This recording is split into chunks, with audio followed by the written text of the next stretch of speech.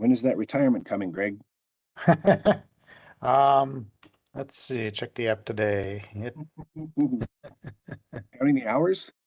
I could take it down, but still 9 months away. So 9 months, 9 days, 13 hours, 30 minutes, and 4 seconds. But I'm not counting. The app is counting. It's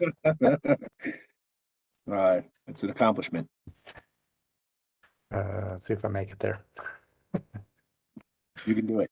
Well, unfortunately, council members Lawson and Gardner are not able to attend today. They had some urgent matters coming up. I believe Marshall is on a road trip, perhaps. Mountain bike on the back of his car or on the top of his car, I'm sure. But he's attending via phone through modern technology. So let's begin. Is it okay if we begin, Greg? Oh, absolutely. Yes. Okay. We're ready for you. I didn't see anything needing amendment in the minutes, so we'll accept those. Moving on to item 2, consent items. Steve Fiore and then John Murphy. Hi, good morning, everyone. So we had one change order to report on this month. This was on the large valve rehabilitation project in the amount of $270,387. Long story short, in order for the city's contractor to perform parts of his work on this project, several dry utilities, including XL lines, needed to be relocated so we could do our work. XL had a contractor performing the relocation for them, and they damaged one of the city's water lines as a result of their work. So we went ahead and had our contractor perform the emergency repairs, site restorations, and all that in order to get the water line going and get us back into service. Good news is that the city will not be out this money. The contractor responsible for the damage will reimburse us. We just have to go through the change order process for our city purchasing processes in order to make this all work with our contractor and everything. But good news is no out-of-pocket cost to the city on this, just more of a formality. So that was it. Any questions? Good news on the reimbursement. What was the amount again? $270,387. So it doesn't pay to hit our stuff. Not going to look good on that guy's file. No, it won't. Well, thank you, Steve. Thank you. John Murphy, water supply update. Good morning. Can you hear me? Yes. Okay, great. Okay, so water supply update. You guys have the report, but I guess it's kind of old now because it only went through the end of August, and here we are, September 21st already. So I think on the report we showed our storage level at 68%. That's down to like 64% right now. So we're in that time of year where we're transitioning from yielding water to just using water. And so we're still gaining a little bit of water. We have some water rights from our last chance decree at Strontia, which still will yield through the middle of October.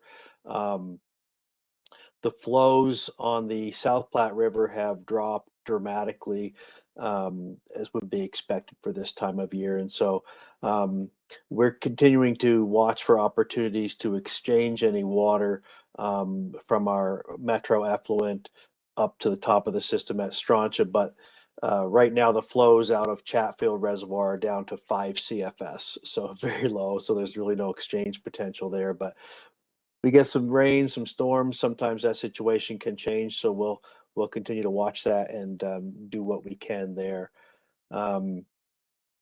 But that's kind of the situation we're in right now, and just sort of rolling into fall and winter and waiting for demands to come down. So this rain will help.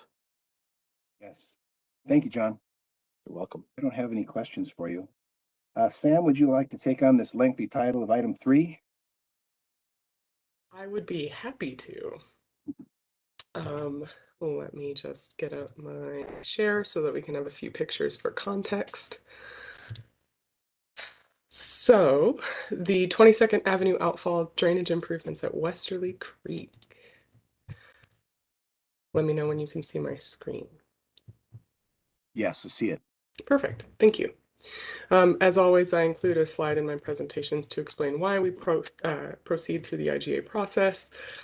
I'm happy to answer any questions if needed. The 22nd Avenue outfall is actually located down here, but the scope of the project that this IGA is funding is actually right here, right up to the border with Denver, starting from 23rd Avenue north to the city's boundary. This project has two major goals and this is the fourth amendment to it, and so it's been under process for a while, but primarily we want to provide water quality for the entire basin in Old Aurora and to realign the channel to move properties out of the floodway. This graphic is maybe a little bit difficult to see, but it was the best one that I had. Any of these hatched lines are the current 100-year floodplain. As you can see, it kind of pops up into the Stanley Marketplace area all around the Stanley residential. And then the light bluish teal is the new floodplain with the new stream alignment. So as you can see, we're moving that down quite a bit. This area here is the water quality basin, which would provide water quality for a large area of land that does not currently receive that benefit. As far as the cost on this fourth amendment, previously Aurora Water, Mile High Flood District, and Parks, Recreation, and Open Space had provided some funds for this. We are amending the contract to have, or the IGA, to have Aurora Water contribute an additional $1 million and Mile High an additional $375,000, bringing our current total to $4,975,000. We're hoping to get to about 12 million, and Parks in the coming years is confident that they will be receiving some open space credits to help us reach to that goal. And I saw Greg's question in the chat. If we need to do something differently for the IGA without a quorum to move on to regular council, I'm happy to ask this a different way, but whatever is easiest for you. And I see Rachel put in a comment into the as a response. So without a Greg, quorum. I'm here. I can Okay, describe okay. it. I can explain it. Thank you. So since we don't have a quorum this morning, the item won't move forward by a vote of this committee. There is another alternative where a council member may opt to sponsor this item and then exercise their prerogative under the council rules to bring this forward to either a study session or directly to the council floor. And that's entirely up to the council member and the timing of this item. Well, to allow this to move forward, I'd be willing to sponsor that if someone within water can help me get it into legal and so forth. Don't everyone see the ones? We'll be happy to help move that forward. Thanks, Councilmember Sundberg. So we'll move it on to study session, or actually, so that because this is an amendment, typically what we've been doing with amendments is taking them straight to regular versus study session. Rachel, do you think it's appropriate, because this is a sponsored item, for us to go to study session instead of directly to regular, or is there a process associated with that you're aware of? So it's entirely at the prerogative of the council member, so that's entirely their decision. One, they can bring it to study session and then the council meeting, or they can bring it directly to the floor. Of course, the usual process is policy committee, study session, and then council meeting. Is it urgent that this moves forward in a more timely fashion? No, it would be fine. It would be fine to go through the full process if that is what you would prefer to do. Maybe we should do that if there's no extreme urgency. Sure. And I think it'll be a good opportunity actually at a study session to talk about the project. I think it's a super beneficial project. There's a lot of collaboration between pros and the water department and the developer. And so I think it'll be a beneficial project to highlight in that space anyway. So Casey, if you can help us switch that to a study session, that would be great. And Sam, unless I'm missing anything from a timing, that's my understanding. No, I think that the if we go through study, we'll still be able to have the invoice go through before the end of the year. Perfect. Thank you. Thank you. Thank you, everyone. Thank you, Sam. Item number 4, future development water supply needs and constraints. Right with you, Sarah. Yeah, and I actually, so the whole point of this presentation came about because of a number of questions that we've gotten from Councilmember Lawson. So since she's unable to attend today, I was wondering if maybe we want to postpone it until next month. That makes sense. Okay, we'll plan on doing that. And it isn't an item that's any urgency. So if that month gets rather busy, we can also kick it to November. So we'll plan on that. Thank you. You're welcome. Thank you. Item number 5, it looks like lead and copper rule presentation from Sherry. Hi there. I think Greg is going to run the presentation, and I would also add that we can do this presentation again too at some time if you guys are interested in more information. I know you have the PowerPoint, so it's not like you don't have the information, but the opportunity to answer questions is at any point is fine. So, all right, we can just overview of the lead and copper rule on the next slide. I'm Sherry Skajari. Steve, I think we've kind of met over meetings, but environmental services manager. So the lead and copper rule was updated and it will become effective October of 2024. And at that point, the EPA is expecting cities to have a really good handle on their inventories and be able to report those actually as of that date. Next slide. Just for background information, lead's not in our source water. It is totally from premise plumbing. And even though the rule is called lead and copper rule, the copper is kind of a non-issue, especially for Aurora. And so we rarely even talk about copper when we talk about the lead and copper rule. But we do proactively treat our water to make sure we control the corrosion in the distribution system. We control pH and alkalinity to make sure that we are not corroding any of the lead into the system. So next slide. Just as background, and you may be familiar with this, but if we start at the bottom of this slide and talk about like the city's water main, then we have a pipe connected to that, which is the city's responsibility. That's the service line. But there's the city side, then there's the meter pit, and then we get into the next part of the service line, which is the homeowners or the customer side of the service line. So there's kind of almost 2 service lines per house. There's our side and the customer side. So when we talk about inventory, we have to inventory both of those sides of our service line. Okay, next one. So this new requirement for lead and copper requires taking 5 1-liter samples. We used to just take 1 sample, but now we have to take 5. And the first liter is tested for copper, the 5th liter is tested for lead.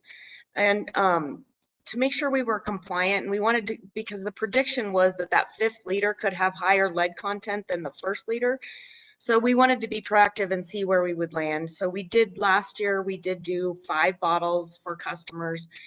We also kind of felt maybe it would help us understand their lines and see if we could see if they had lead somewhere in their lines. We're finding a lot of faucets actually have lead content in them that might spike in a sample. So next slide.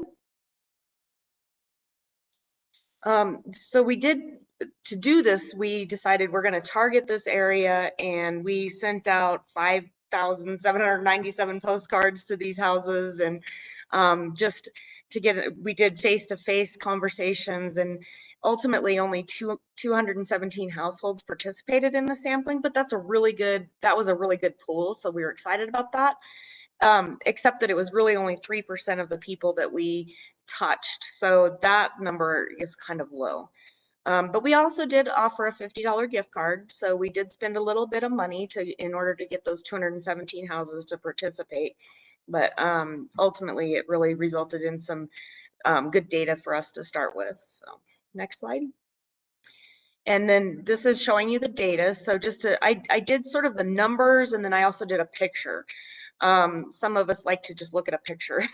So most of our samples, if you look at that less than 0.5, that's what's called the detection limit for the instrument. So the instrument can't see anything below 0.5 parts per billion. 76% of our samples fell in that pile. And then from 0.5 to 1, you see that J flag. J, we call that a J flag right there. And that's actually an estimated number. It's not the reporting limit for lead is 1.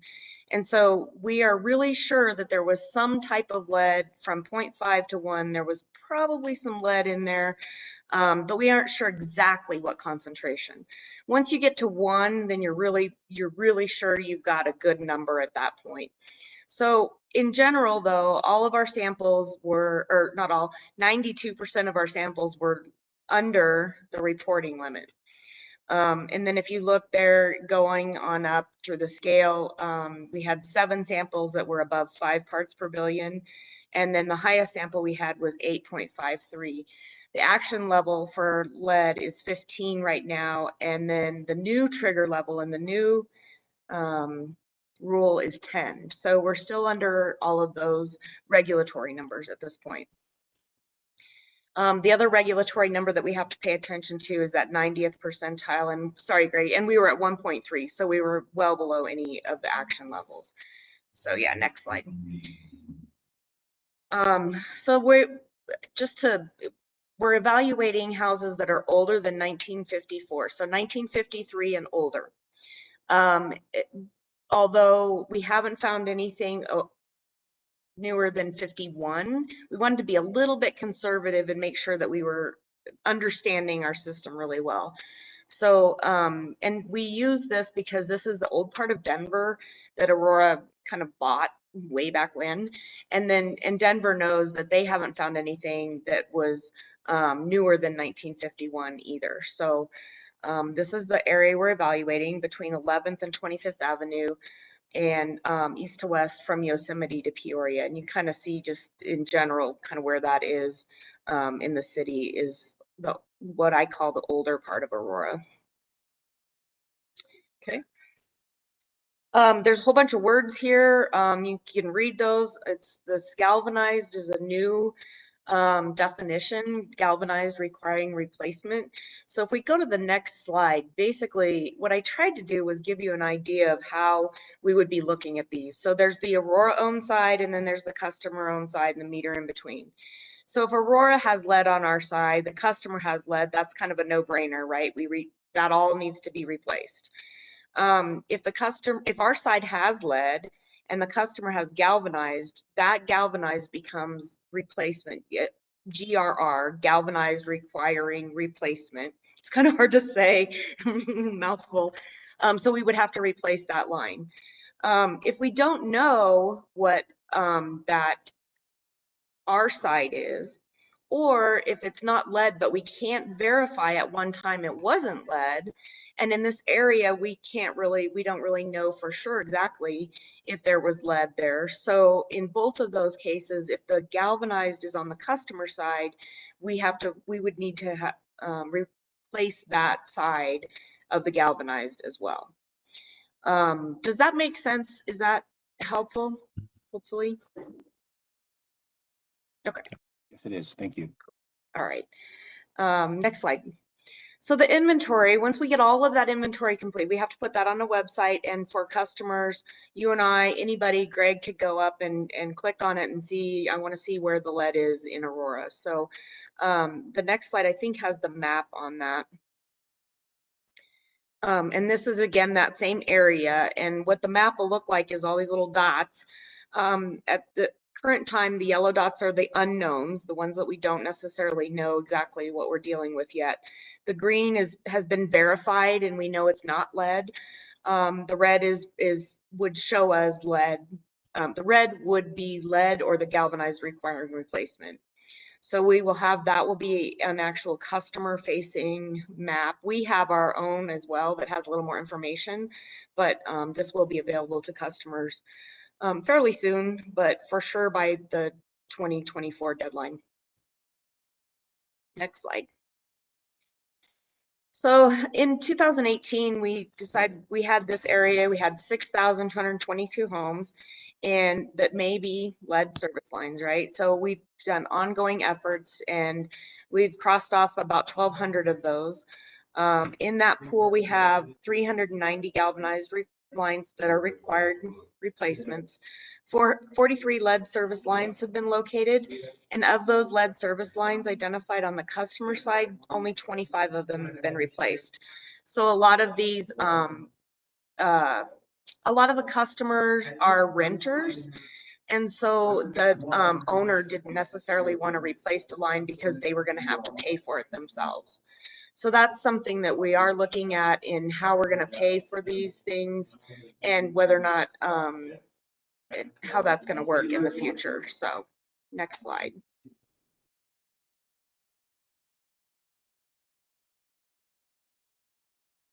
So also T&D, our distribution system guys, they do mainline replacements, and in these areas when they come across these, then we work to identify the materials when we can. If lead is identified, we work with the customers to try and see if we can get their line replaced at the same time, and then obviously we would put that information in our GIS database. Next slide. This is just really rough numbers, rounded off numbers on the inventory. The not lead you can see is all of the rest of Aurora basically. And then we potentially have these other 5,000 on the Aurora side and about 4,500 on the customer side that we're still working on evaluating the inventory for those. So currently we do have some confirmed galvanized lines, and we have a couple 18 of customer side lines that we know are lead that we're working on or we need to work on with the customers to see where we're at to be able to replace those lines. Next slide. So going forward, we did ask or propose $3 million in the 2023 budget. And that money would go towards working on this inventory. So when we do the inventory, we do potholes in the yards, and those potholes for the yards about $700 a house, and on each side, so $1,400 if we do both. Our crews have been doing some of our side, and we are applying for federal grant money. I'm sure you've heard there's a bunch of SRF funds. It's federal grant money, but it goes through the state revolving fund. So the application is actually going through the state. It is the federal money that the state got though.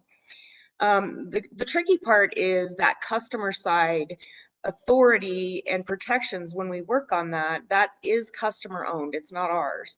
So we need to work on how we can do that. Previously, we were gaining permission from the customers and getting them to agree to doing the potholing, to check their lines, to do this inventory, right? We are working on there's cities that have done some other things and created ordinances and various ways of saying that we have, a public health issue, and we need to make sure that we're checking and figuring out where this lead is so that we can go ahead and get rid of it. We have been committed to, getting rid of these lines, not just inventorying them, because it's good to know where they are, but it's also just good. Let's just get the lead out, right? So we've been committed to doing that. And hopefully all this federal money will help us doing in that process. And that authority is something that we're going to have to work out, with Rachel and Ian and working on that with council as well. So. Next, another big part of the rule is the lead sampling in schools. And you may have heard about the bill. So Colorado decided to do a bill also, right? So we're going to do both. We can't, for whatever reason, we can't just substitute one for the other. But there's a requirement. Last time we looked, there was about 400 daycares in Aurora, and in the next slide, it says basically that's going to add 400 samples a year to, besides the samples that we have to do for the actual customer for our corrosion control study. So All of those results will be also publicly available and submitted to the schools. The public education is a big part of this new rule, and there's a lot of work that Greg and Rory have been doing already for us as far as the public outreach. There is going to be a lot of public outreach on this. Besides the schools, it's also outreach to the people who could have lead lines as well. So yeah, next slide. I think is that it, Greg? That is it. All of a sudden it's off.